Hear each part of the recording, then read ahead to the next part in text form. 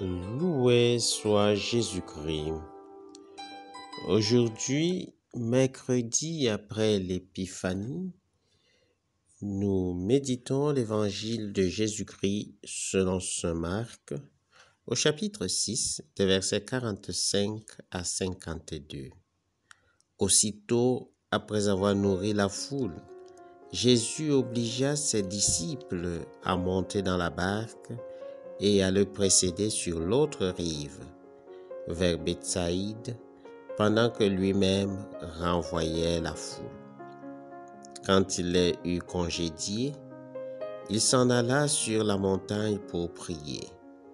Le soir venu, la barque était au milieu de la mer et lui tout seul à terre. Voyant qu'il se débattait avec les rames, car le vent leur était contraire, il vient à eux vers la fin de la nuit en marchant sur la mer. Et il allait les dépasser. En le voyant marcher sur la mer, les disciples crurent que c'était un fantôme et ils se mirent à pousser des cris, car tous l'avaient vu et ils étaient bouleversés. Mais aussitôt, Jésus leur parla. « Confiance, c'est moi, n'ayez pas peur. » Il monta ensuite avec eux dans la barque et le vent tomba.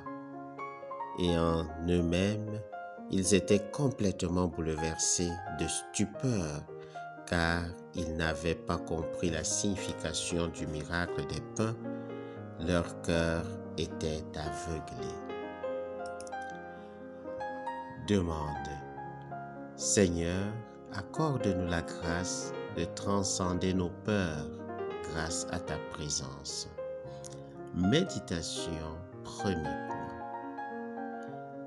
Jésus oblige ses disciples à le précéder sur l'autre rive. Posons un regard sur Jésus et admirons en silence ce qui se déroule. Il vient de nourrir la foule et oblige ses disciples à le précéder sur l'autre rive. Lui, il congédie la foule, puis se retire dans la montagne pour prier. Trois horizons différents. La foule qui rentre, les disciples qui doivent traverser la mer et lui dans la montagne. La foule est sans visage. C'est un ensemble d'anonymes venus à Jésus pour des besoins précis.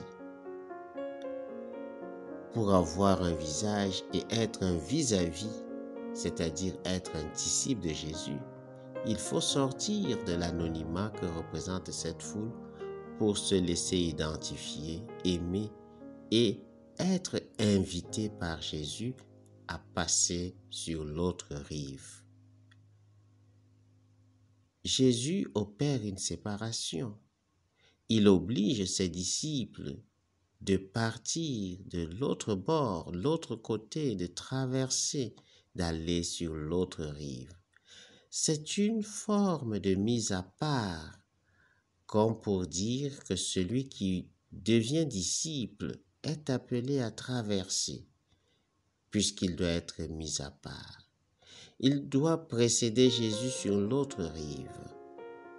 Nous sommes tous invités à faire ce passage pour découvrir la nouveauté de l'autre rive.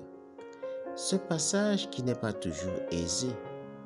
Il y aura l'agitation, il y aura des vents contraires et la barque de notre vie est menacée.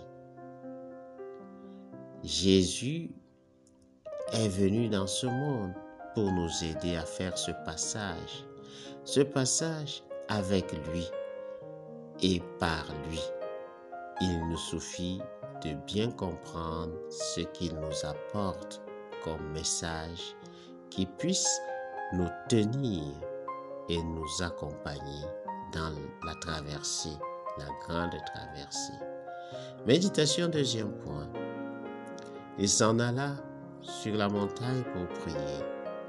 Jésus se retire sur la montagne, lieu de la rencontre par excellence avec Dieu.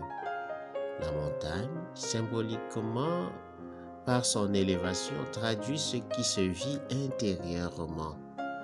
Quand on se retire pour rencontrer Dieu dans un silence qui se distingue du vide, Dieu est là, il habite nos silences. Dans un silence qui laisse inonder l'intérieur de la douce mélodie de l'Esprit Saint et favorise une écoute attentive, Dieu se donne.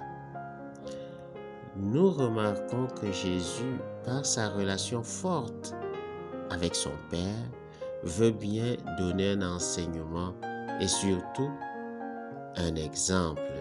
Il veut nous inculquer, nous, ses disciples d'aujourd'hui, la nécessité de se retirer pour rencontrer Dieu, pour prier.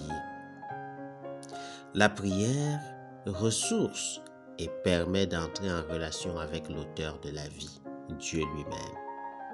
Pour Jésus, prier est cet instant de communion avec son Père dans une solitude qui traduit et trahit la joie de l'amour communion qui unit le Père au Fils. Nous aussi, imitons Jésus et sachons nous donner des moments de qualité avec Dieu, avec notre Dieu, dans la solitude du cœur à cœur, et ainsi goûter à cette joie, la joie communion de l'amour entre la créature et le Créateur.